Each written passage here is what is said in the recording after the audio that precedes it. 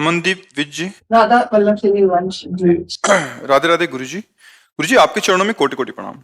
गुरु जी मैं सिख हूँ और बचपन से ही मेरे पूजा पाठ और गुरुद्वारे में अत्यंत रुचि रही थी। इसके बावजूद भी मेरे दिमाग में हमेशा मानसिक बल और विवेक की कमी रही है।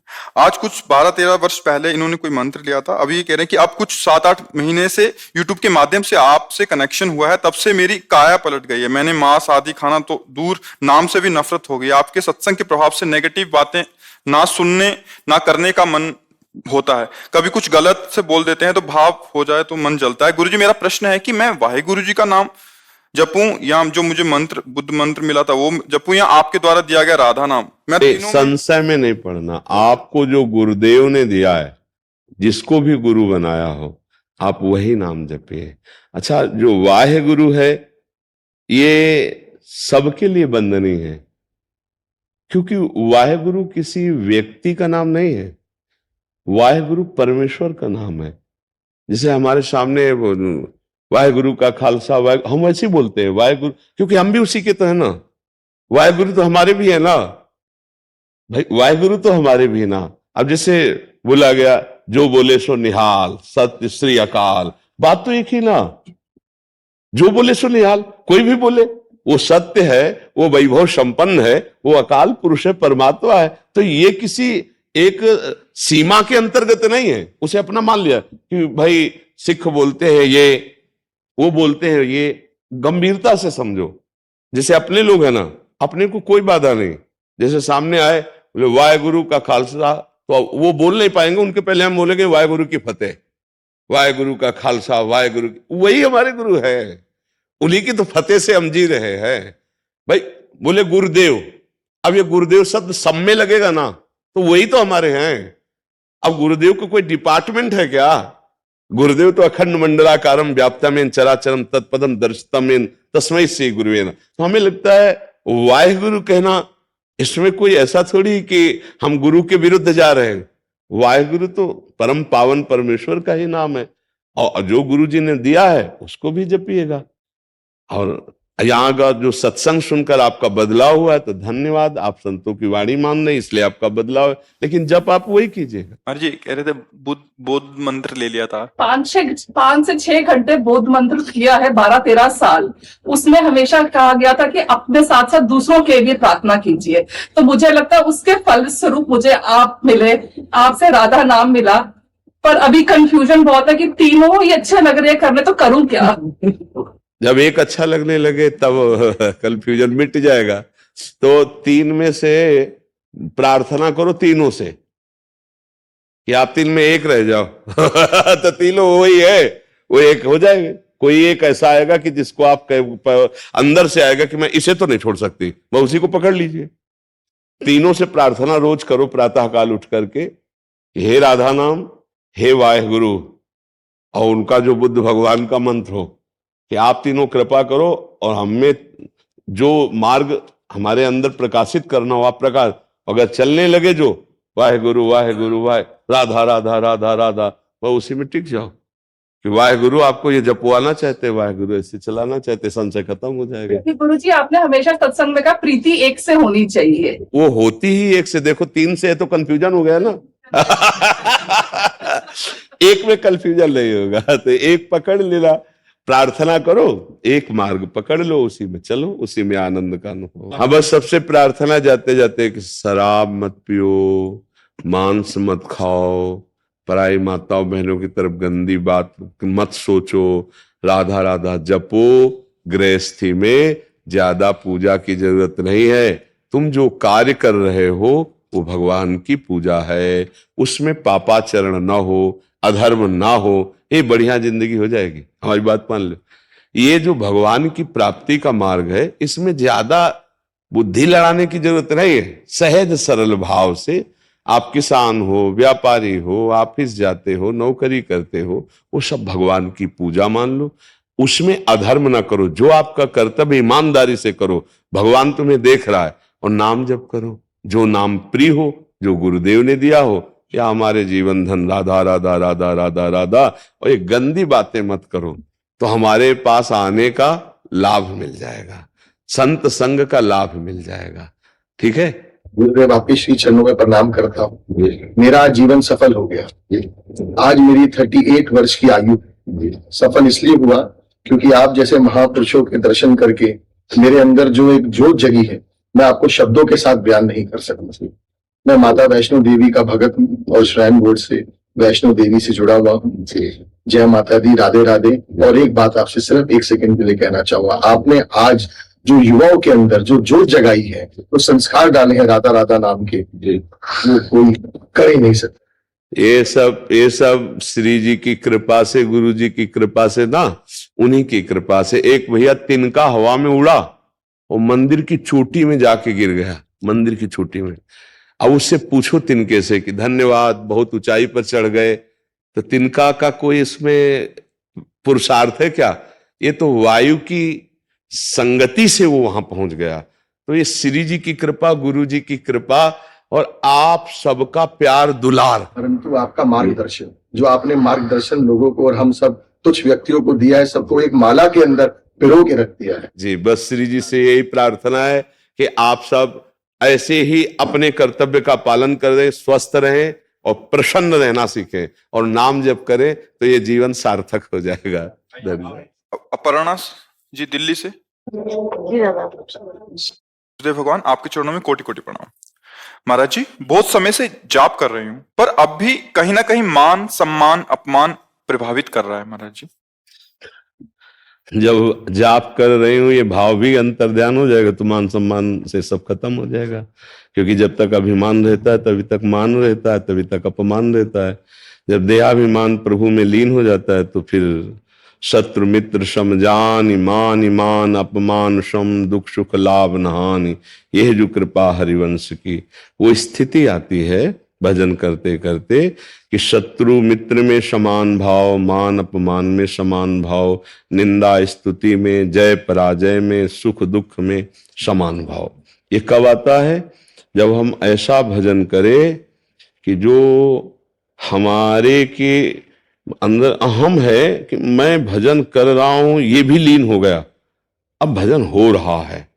उस उपासक के अंदर जिसका मैं प्रभु में लीन हो गया है, जिसके हृदय में ये बात आ गई है कि प्रभु ही बैठ करके हमारे मन में भजन कर रहे हैं, प्रभु ही हमारे चित्त में, हमारी बुद्धि में, अहम में, अब हमारा कोई कर्तृत्वाभिमान नहीं रहा, तब वो द्वंद्वातीत स्थिति को प्राप्त होता है। अभी आप द्वंद्वातीत स्थिति को थोड़ी हो कि कोई भी द्वंद्व आपको व्यापे ना भी, ऐसा भजन थोड़ी हो। किसका है? हाँ, ऐसा भजन थोड़ी हो रहा है। उसी भजन को बढ़ाते रहो। अभी निरंतर भजन नहीं होता, देखो ना। फिर भजन की जो द्वंद्वातीत स्थिति है उसमें मैं भजन कर रहा हूं, इसका भी विस्मरण है, स्वाभाविक भजन हो रहा है। उस स्थिति में जब अहम समर्पित हो जाता है तब मान अपमान निंदा स्तुति ये प्रभाव नहीं डाल पाते।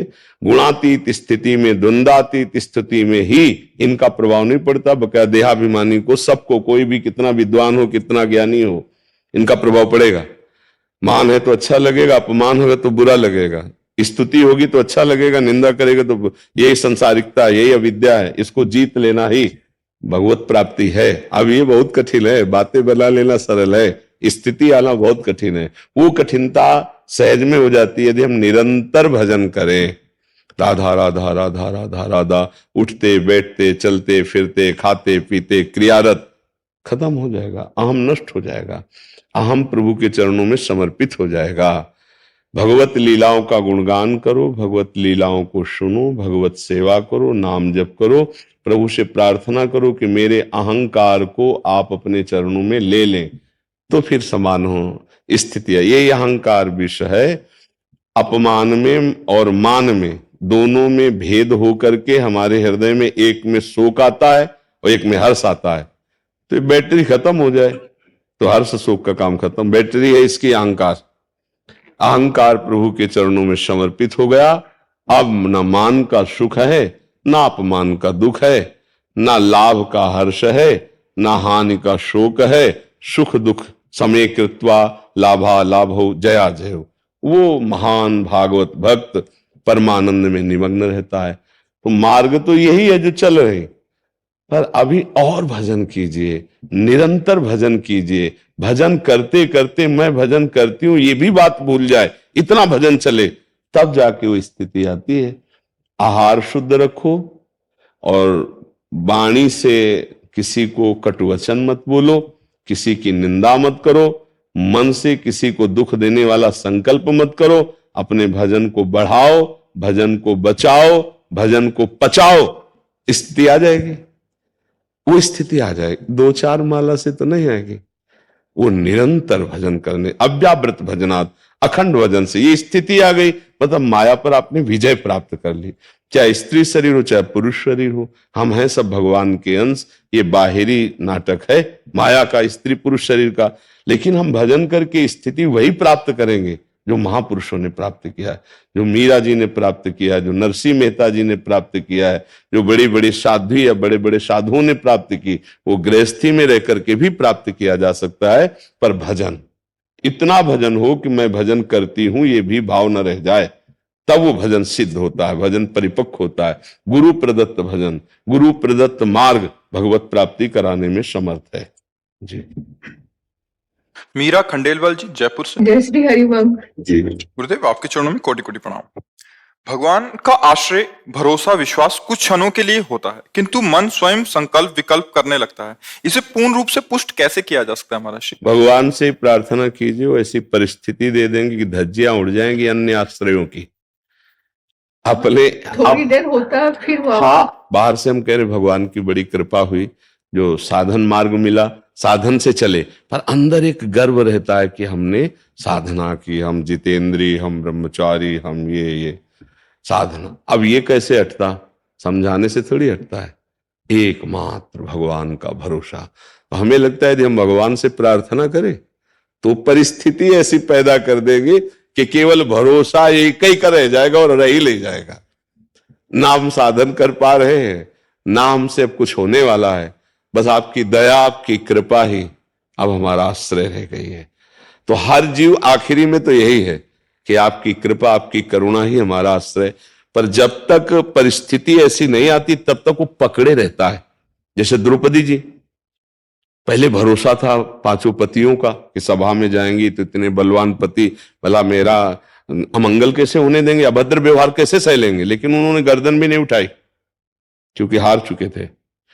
फिर विचार किया भीष्म पितामह, उधर भी, फिर अपने हाथों का बल, फिर दांतों का बल, ये साधक की कमजोरी होती है। फिर पुकारा, हे द्वारिकाधीश, हे गोविंद, वहीं भगवान का वस्त्रावतार हो गया। अगर महल से द्रौपदी के बाल पकड़कर जब दुशासन घसीट रहा था, अगर उसी समय बोल देती हे गोविंद, हे द्वारिका, तो शायद है कि महल के बाहर ना पाती और उस दुष्ट का हृदय ही फेल हो जाता। पर कहीं ना कहीं साधक को, भगत को कोई ना कोई बल और रखता है। जब सब बल हार जाते हैं तब उसको आखिरी बल भगवान का नजर आता है। समझ रहे? ये हम लोगों का स्वभाव है ऐसा, कुछ ना कुछ पकड़े रहना।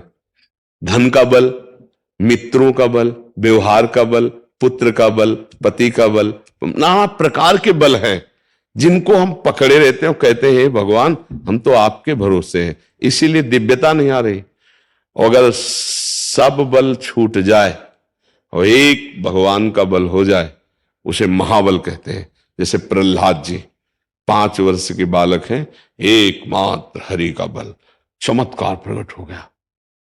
हम सब भजन तो करते हैं, लेकिन कहीं ना कहीं अपबल, तपबल और बाहुबल, चौथो बल है दाम। सूर किशोर कृपाते सब बल हारे को हरि नाम। ये बात बहुत कठिन है कि पूर्ण भगवत भरोसा, और भगवत भरोसा दृढ़ हो गया तो भगवान का मिलना दुर्लभ नहीं, भरोसा दृढ़ होना मुश्किल। अभी कोई विपत्ति आ जाए तो देखो भगवान में मन तब जाएगा जब कहीं काम नहीं बनेगा। पहले तो हमारा फोन नंबर में मन जाएगा, नहीं अमुक को फोन करो, अमुक को करो, बोले नहीं उठा रहे हैं या वो नहीं सहयोग कर रहे हैं। अच्छा तो अब कौन बचा यार, वो बोले थे कभी जरूरत हो तो उनको फोन करो। हाँ, पूरा प्रयास करके जब हार जाएगा तब उसको समझ में आएगा कि अब तो केवल भगवान का ही भरोसा है। ये बात आखिरी में आती है। तो हमें लगता है अगर भगवान परिस्थिति न पैदा करे तो कभी भगवान का भरोसा ही ना हो पावे। भरोसा एक बहुत आंतरिक चीज है, आंतरिक बल है भरोसा। नहीं, निश्चित भगवान हमारी रक्षा करेंगे। प्रहलाद जी को विश्वास है, भरोसा है, भगवान हैं, हमारे साथ हैं। तो आग में झोंकने पर भी बाल नहीं झुलसा, बड़े बड़े हाथियों से कुचलाया, विष पिलवाया, क्या क्या दंड प्रहलाद जी को दिए, कुछ नहीं हुआ। क्यों? हाथी में भी भगवान है, सर्वत्र भगवान उनकी भावना है। तो बड़े बड़े हाथियों के पैर पड़ते हैं उनके शरीर पे, वो फूल जैसे लगते हैं। पूरे ब्रह्मांड को भगवान शेष जी अपने फण में सरसों के दाने की तरह रखे, तो भगवत बल जागृत हो जाए तो हाथी कितना तगड़ा होगा, कितना बल होगा। जिन्होंने गिरिराज जी को अपने छिमने पे 7 वर्ष की अवस्था में 7 दिन 7 रात्रि टांगे रहे, उनके भक्त को कहीं कोई कष्ट हो सकता है?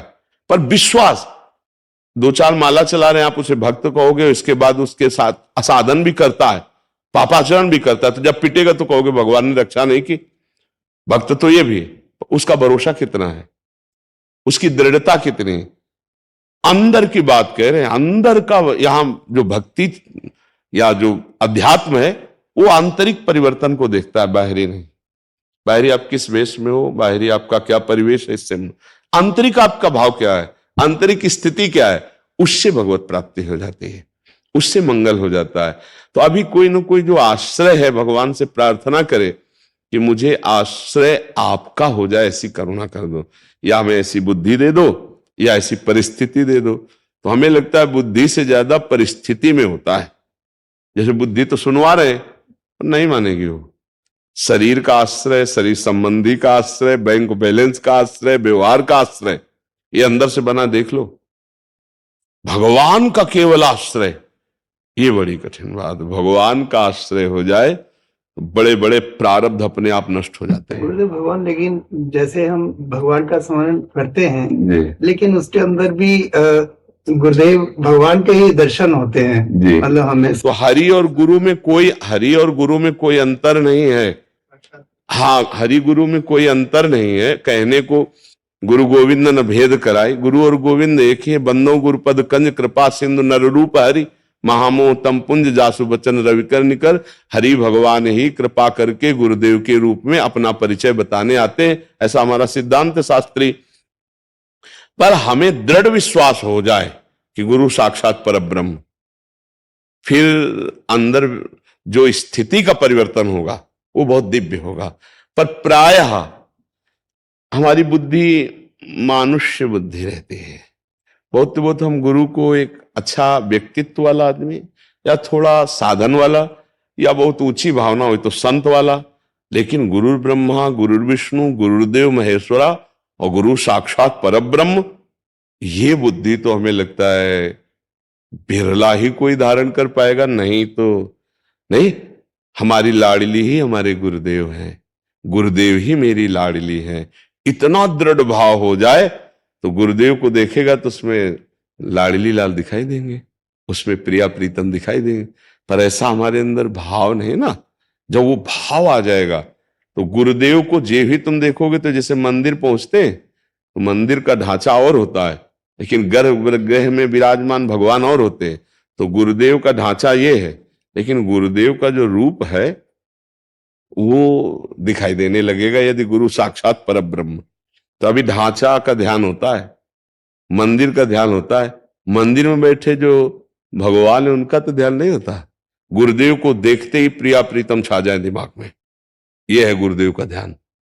गुरुदेव को देखा और उनके चरणों में नमन हुआ, आसक्ति हुई, तो गुरुदेव का रूप गायब और वहां प्रिया प्रीतम छा गए। गुरुदेव प्रिया प्रीतम मैं है, प्रिया प्रीतम ही गुरुदेव है, ऐसा ध्यान का स्वरूप है। गुरुदेव साक्षात परब्रह्म। तो गुरुदेव का यह ढांचा पंचभौतिक मंदिर, और इसके अंदर जो बैठे वो साक्षात परब्रह्म, तो उसकी अनुभूति हो जानी चाहिए। गुरु तन्मयता या इष्ट तन्मयता एक ही बात है, उसमें कोई अंतर नहीं। महाराज, मन को कुछ अच्छा लगता भी नहीं है, छूटता भी नहीं है, बड़ी परेशानी। हाँ, ऐसी ही मन की दशा होती, मन की यही दशा होती। हार करिए महाराज जी, कल्याण। हम तो माता जी कहते हैं राधा राधा राधा राधा, राधा राधा राधा, राधा राधा पकड़ लो ना, तो किशोरी जी बहुत करुणामयी है, हमारे हृदय की बात है। राधा राधा राधा राधा राधा, भी नहीं है, होता भी नहीं है दोनों बात। छोड़ो झंझट, छोड़ो, मन को ना पकड़ो, राधा राधा पकड़ लो। नहीं छूटता, इसको पकड़ लो। सब हम कई बार सत्संग में कहा है कि जब हमसे बुरी बात नहीं छूटती तो एक अच्छी बात धारण कर लेते हैं, बनी रहे राधा राधा राधा राधा राधा राधा। तो जब अच्छाई अंदर जाएगी तो बुराई बाहर निकल जाएगी। तो गुरुदेव भगवान, जब हमारी लाइफ में जब कठिन परिस्थिति होती है, तब हम नाम जप में भी मन नहीं लगा पाते हैं। बस आप ये समझो, अगर उस समय नाम जप करोगे तो आपको बल मिलेगा। कोई भी कठिन परिस्थिति, उससे लड़ने की ताकत होती है अध्यात्म में, भगवत भजन में। ये वही कह रहे हैं जो आप कह रहे कि नाम छूट जाता है, नहीं, उस समय हमको और जबरदस्ती मन को नाम में लगाना है। क्योंकि जैसे बहुत वेग से आंधी चले और हमारी नाव डगमगावे, तो हमको मजबूती से नाव को क्रॉस करना है, खेना है, उस समय छोड़ के नहीं बैठ जाना है। तो अब आया है संकट का समय, राधा राधा राधा राधा राधा राधा, तो आपको लड़ने की सामर्थ्य मिल जाएगी, आपको बचा लिया जाएगा ना। बोले यार तुम बहुत ठीक हो, दवा कौन से खाते हो? बोले राधा राधा, तो खाओ लो दवा राधा राधा। है सब रोगों का निदान, सब बलों का बल। हर समय एक मन में शीतलता रहती है, एक आनंद रहता है, तब हम आपसे बात कर पा रहे हैं। अगर हमारा हृदय जले, हमारा रोग का चिंतन हो, तो हम परेशान हो जाए।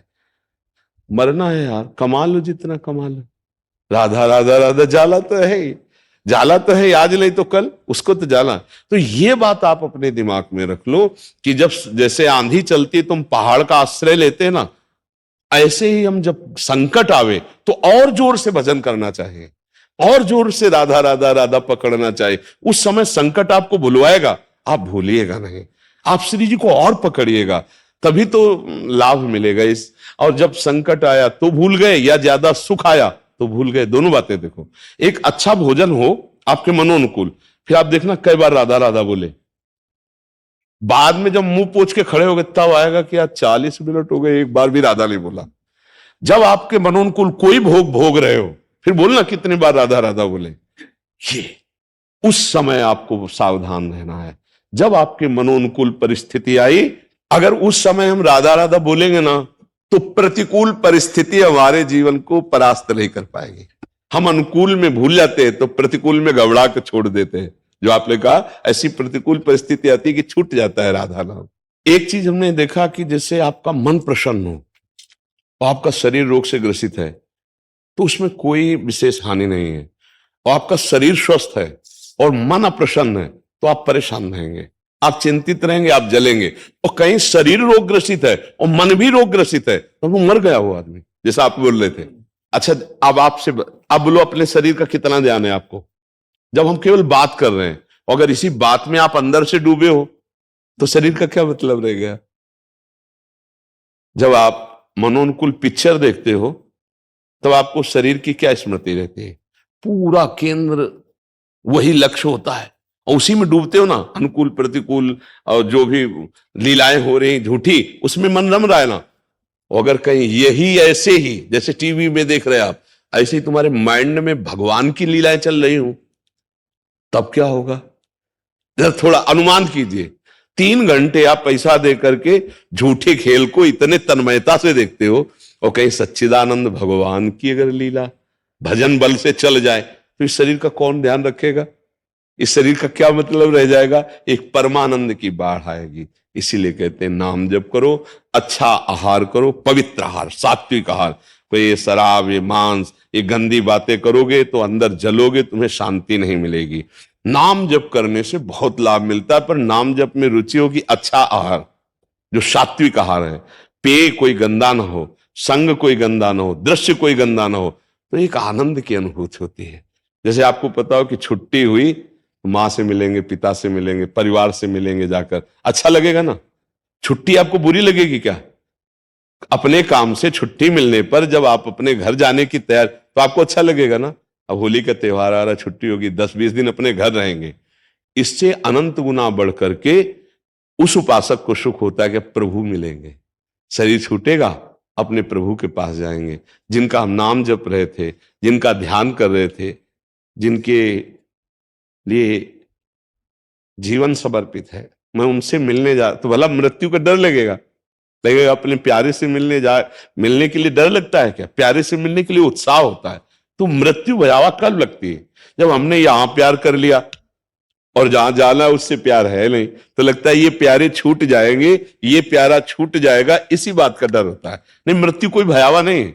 मृत्यु का मतलब है बंगले का ट्रांसफर होना, इस बंगले को छोड़कर दूसरे शरीर में जाना। भगवान, क्या हमारी जो मनोस्थिति है वो हमारी शारीरिक स्थिति के ऊपर हावी हो जाती है? मतलब हाँ बिल्कुल, उसी से तो चलता है। हमारे मन में काम आ गया तो हम कामी हो गए ना, हमारे मन में राम आ गया तो हम राम के भगत हो गए ना। तो मन का प्रभाव शरीर पे पड़ता है। जैसे हमारा मन प्रसन्न है तो मुख तेजमय होगा, मुख में जो एक सौम्यता शालीनता वो मन के अंतर्गत होती है।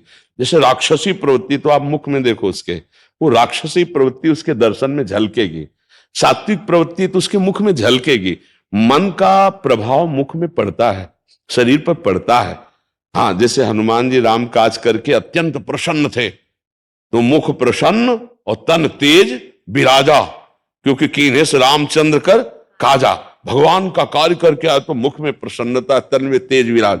ये हर उपासक के अंदर आ सकता है यदि धर्म से चले, भगवान नाम जप करे, तो परिस्थिति कैसी भी हो एक आनंद रहता है। तो हमें लगता है कि वही भूल मिटाने के लिए ये सत्संग है, ये अध्यात्म है कि हम ठिकाने से प्यार करें, ऐसी जगह प्यार न करें जिसके लिए हमें पछतावा हो, जो हमारी गति बिगाड़ दे। तो प्यार का ठिकाना सही जगह खोज ले। हम ये नहीं कह रहे पत्नी से प्यार न करो, पुत्र से प्यार न करो, पति से प्यार न करो, पर ठिकाने में। ये पति के अंदर गोविंद बैठा हुआ है, पुत्र के अंदर गोविंद बैठा हुआ है, पत्नी के अंदर गोविंद बैठा, वही प्यारा है। अगर वो गोविंद अंतर ध्यान हो जाए तो हम उस पत्नी को 2-4 दिन नहीं रख पाएंगे, उस पुत्र को 2-4 दिन नहीं रख पाएंगे। क्यों? शरीर से प्यार करते थे, शरीर तो तुम्हारे पास है, बोले नहीं वो चला गया जिससे प्यार। तो असलियत में जानकर प्यार करो, जो चला गया वही प्रभु है, वही प्रभु, उसको जानकर प्यार करो तो कितना बढ़िया गृहस्थी हो जाएगी। अपनी पत्नी को प्रभु देखकर, अपने पति को प्रभु देखकर, अपने पुत्र में प्रभु देखकर अगर व्यवहार करोगे तो बड़ा प्रेममय होगा, बड़ा आनंदमय होगा। पर ऐसा असंभव सा है, माया ऐसी बुद्धि कर दिए है कि सब अपने स्वार्थ में पागल हो रहे, कर्तव्य को भूल रहे, तो इसलिए अशांति है।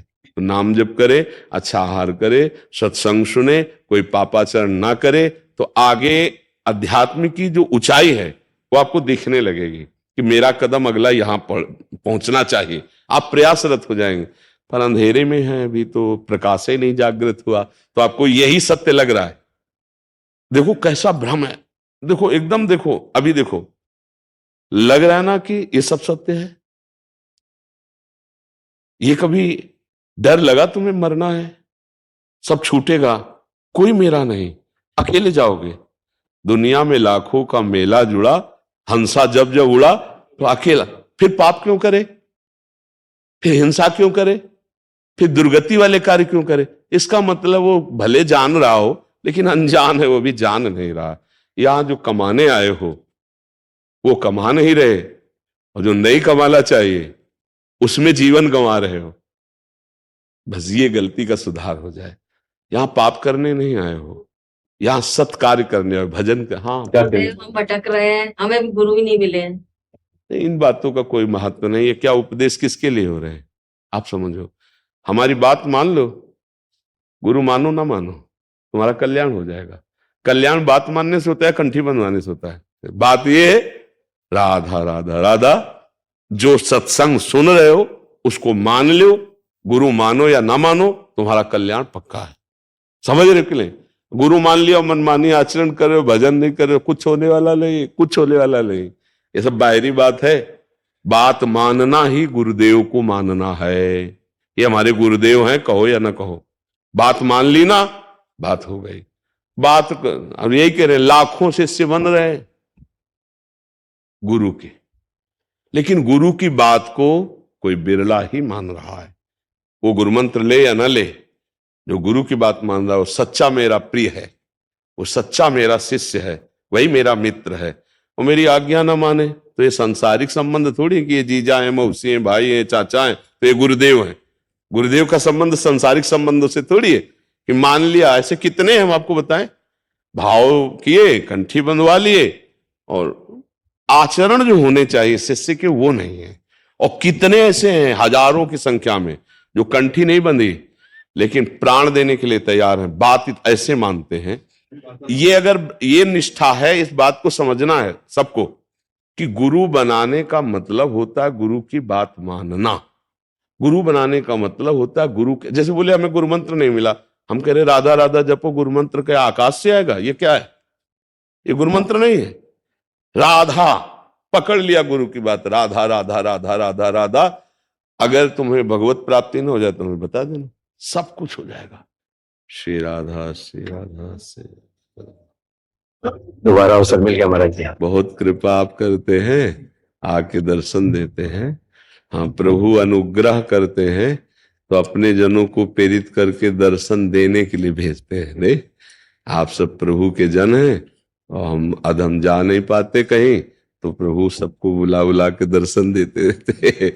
ऐसे क्या सेवा करें आप सबकी। ले राधा जी गाँव से पकड़पुर से महाराज जी। हाँ, बहुत स्वागत है आपका।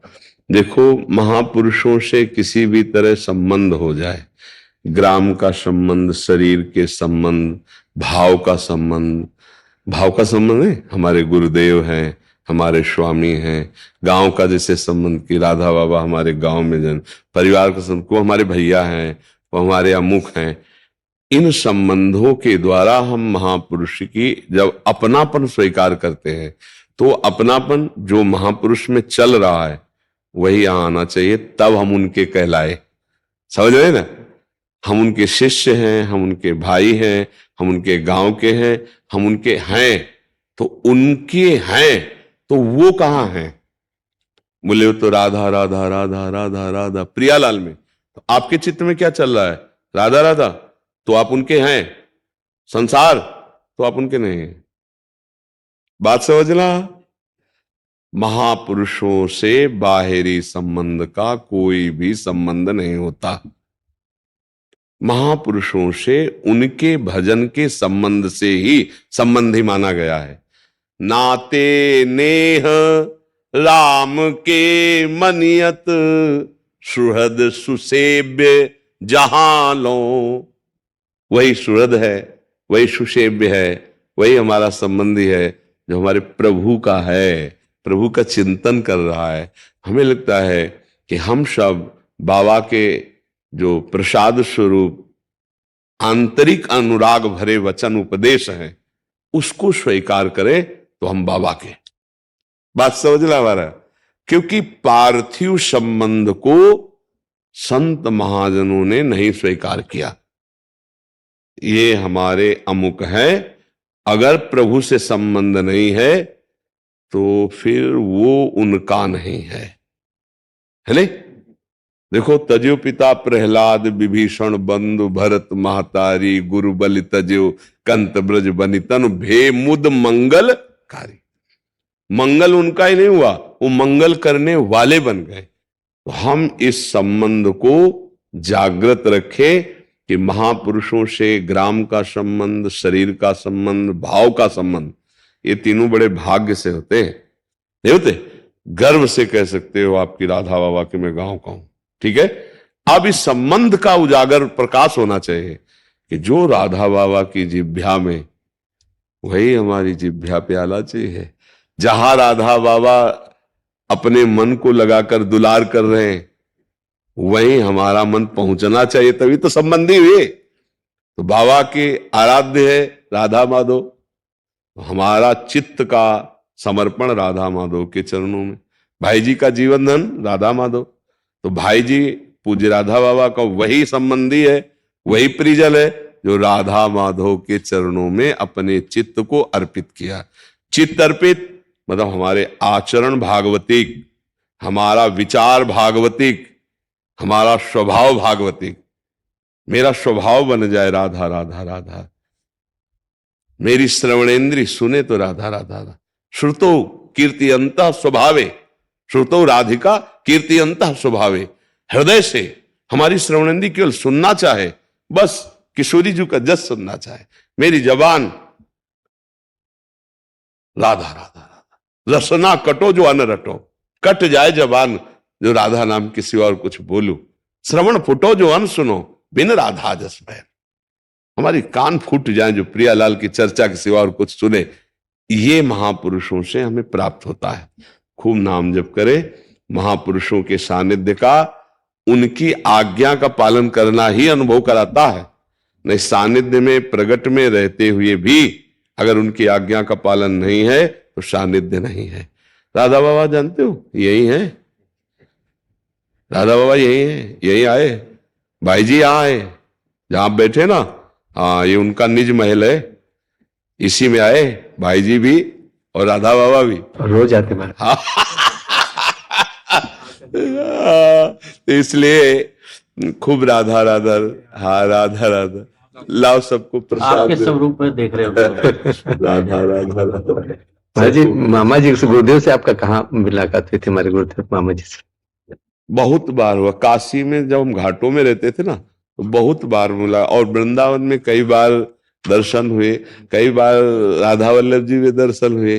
क्योंकि ऐसे मतलब प्रियता हो गई थी काशी से कि जहां युगल किशोर बताते आगे के, तहां बस हम भाग पड़ते, जहां हुए होते तो बाबा जी से जरूर मिलते थे जाकर के। युगल किशोर प्रधानता रही दर्शन कराने की, कि जहां भी आसपास होते तो चलो पूज्य गुरुदेव भगवान आए तो बस वहां सानिध्य मिलता, बहुत बार सानिध्य मिलता। सबके चरणों में वंदना, बस यही प्रार्थना है कि बस नाम जप न छूटे, खूब नाम जप करो, ऐसी कृपा करते हैं महाराज। नाम जप जीवन का सार है।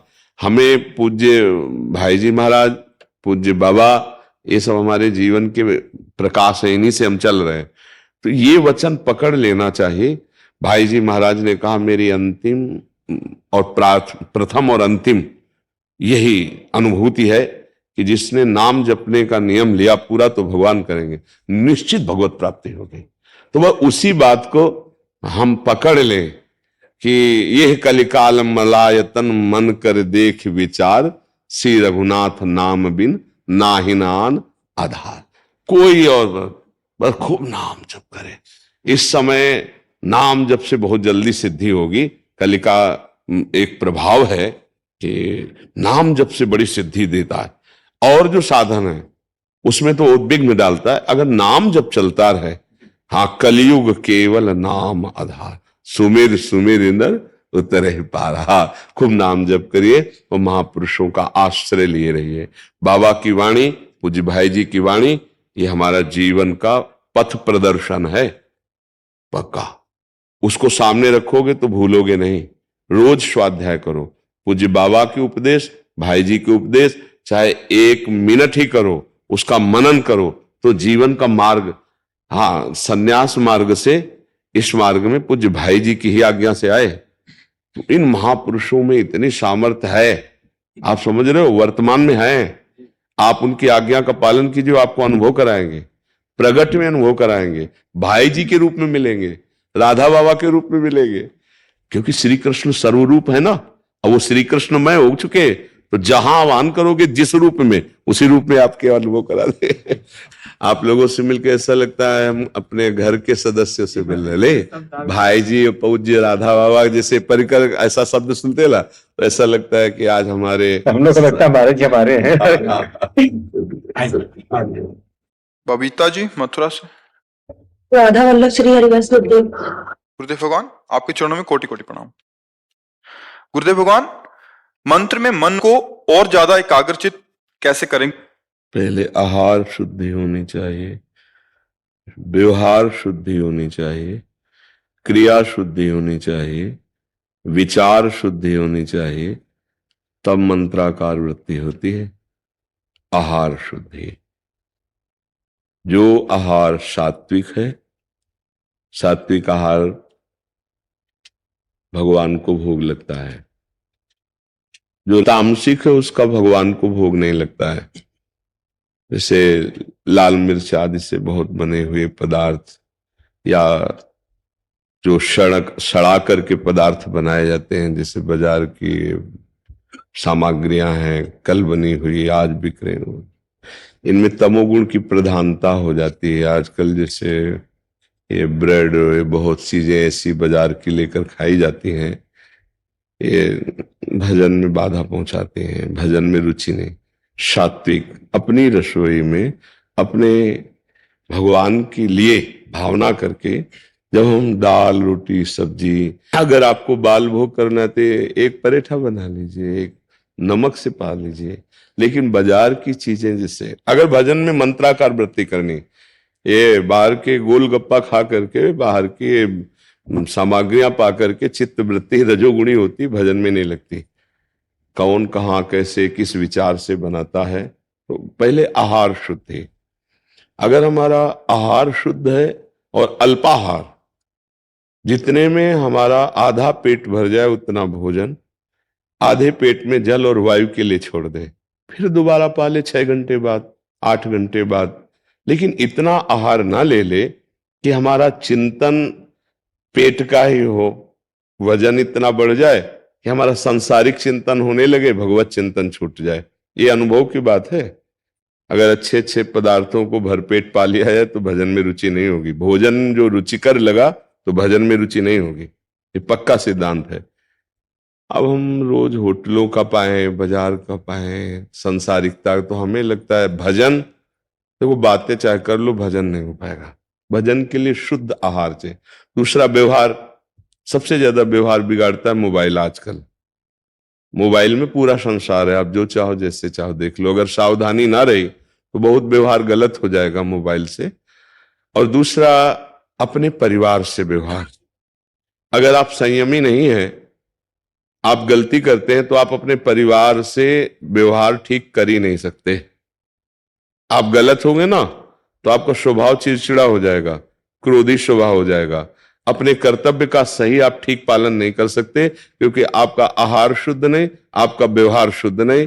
तो आप सबसे कर्तव्य करवाना चाहेंगे अपने लिए, लेकिन आपका क्या कर्तव्य सबके लिए ये भूल जाएंगे, तो आपके व्यवहार में अशांति हो जाएगी। विचार शुद्ध होने चाहिए।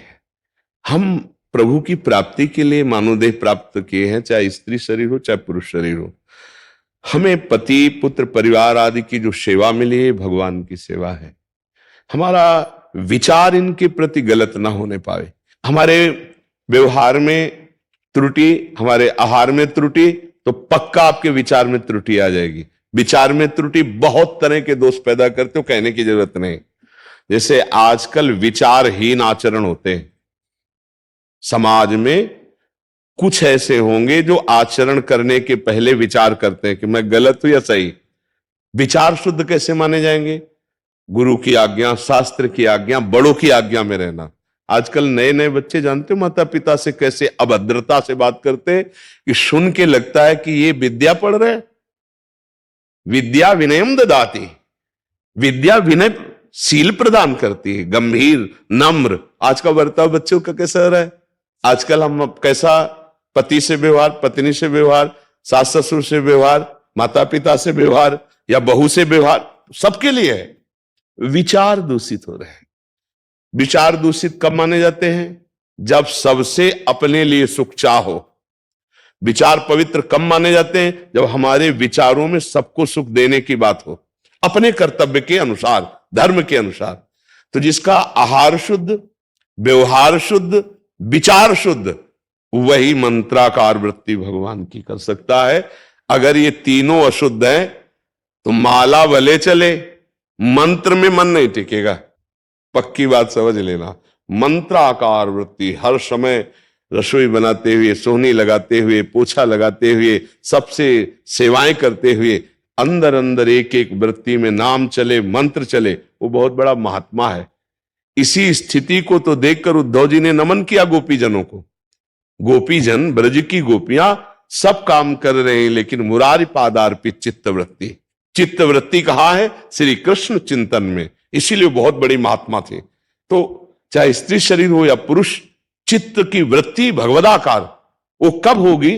जब हमारा भोजन शुद्ध होगा, हमारा व्यवहार शुद्ध होगा, हमारा विचार शुद्ध होगा, तब हमारे अंदर नाम और मंत्र चलेगा।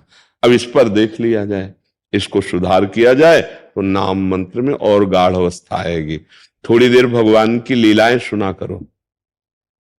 जैसे श्रीमद् भागवत के 10वें स्कंद की श्री कृष्ण लीला है, यदि रामचरित्र मानस में भगवान राम के जो पावन चरित्र उनको सुना जाए, भगवान की लीला चरित्र सुनने से अंतःकरण भगवान की स्मृति में भरने लगता है।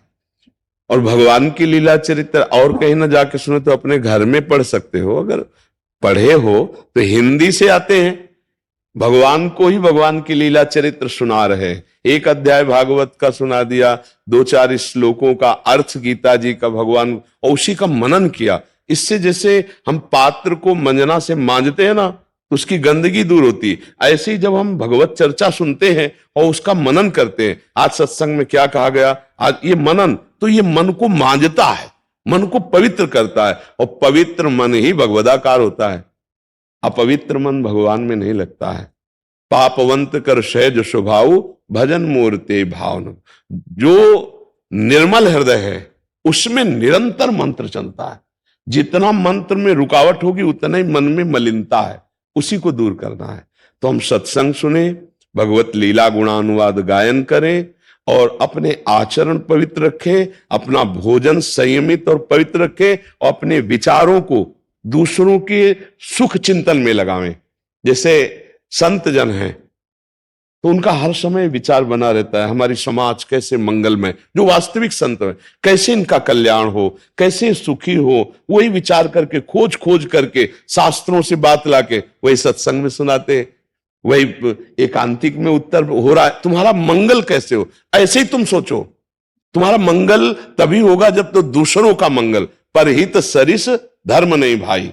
अगर दूसरे के सुख के लिए सोचा, हमें और दूसरे के सुख के सोचने की जगह ना हो तो अपने परिवार के सुख के, अपना बेटा, अपना पति, अपने सास ससुर, अपने परिवार को कैसे हम भगवत स्वरूप मानकर इनको सुख पहुंचाएं, कैसे इनकी सेवा बने, अभी आनंद आने लगेगा। हर व्यक्ति का एक अंदर से स्वभाव बन चुका है, तुम मुझे सुख, लेकिन तुम्हारा कर्तव्य क्या है वो भूल गए, तो कलह हो रही है, अशांति हो रही है, नहीं हो रही, बैर हो रहा है। अगर अपने कर्तव्य का पालन करें हम, तो दूसरा अपने आप हमारे प्रभाव से अपने कर्तव्य का पालन करेगा। हम अपने कर्तव्य को पालन नहीं करना चाहते और आपसे कर्तव्य पालन कराना चाहते, ऐसा कभी नहीं हो सकता। पहले हम सुधरे, हम अपने कर्तव्य का पालन करें, तो फिर हमारे जो आसपास है वो अपने कर्तव्य का पालन करने लगेंगे। तो भजन के लिए ये बहुत जरूरी है, चरित्र का पावन होना, व्यवहार का पावन होना, आहार का पावन होना, विचार का पावन होना, तब भजन की परिपक्व अवस्था आ जाती है। इन पर ढूंढ लो, कोई जहां दोष हो उनको हटा दिया जाए भगवान के नाम बल से, और निरंतर नाम में प्रियता बढ़ती रहे, ऐसी प्रार्थना प्रभु से करते रहे। गुरुदेव भगवान, हम मंत्र की 11 माला तो करते हैं, पर जैसे आप बोलते हो कि मंत्र लिखते हैं ना पहली बार में, तो 1 या 2 माला पे लिखने में और उसको पढ़ने में और अंदर मनन करते हैं, उसके बाद फिर दूसरे में उसको बस पढ़ना ही अच्छा लगता है। उसके बाद भगवान आपके श्री चरणों में या राधा वल्लभ जी के श्री चरणों में पूरे मन लगता है फिर पूरे टाइम। कोई बात नहीं, एक ही बात है, पर जो लिखने की प्रक्रिया है उससे मन वशीभूत होता है, वो ज्यादा टिकेगा नहीं इसमें, उसको परेशानी महसूस होगी ना, तो थोड़ा थोड़ा अभ्यास बढ़ाओ। आज 100 बार किया तो कल 110 बार, फिर 120 बार, उसको प्यार से धीरे धीरे। तो अब जैसे इसका अभ्यास जो मंत्राकार वृत्ति करते हैं, तो अब माला नहीं चल रहा है पर वो दिमाग में चल रहा है, बार बार, जैसे राधा, बार बार राधा राधा। अब आपसे बात कर रहे हैं, सब कर रहे हैं, लेकिन वो दिमाग में घूम रहा है, राधा राधा राधा राधा। वो पश्यंती वाणी, वैखरी वाणी राधा राधा, मध्यमा वाणी गले से, पश्यंती वाणी हृदय से। बात कर रहे हैं, पश्यंती उसको देखते हुए बात कर रहे हैं, तो अभ्यास धीरे धीरे। राधा वल्लभ श्री हरिवंश लिखने में बहुत मन लगता है, वही लिखो, पर गुरु मंत्र को कुछ थोड़ा सा अभ्यास में ले आओ।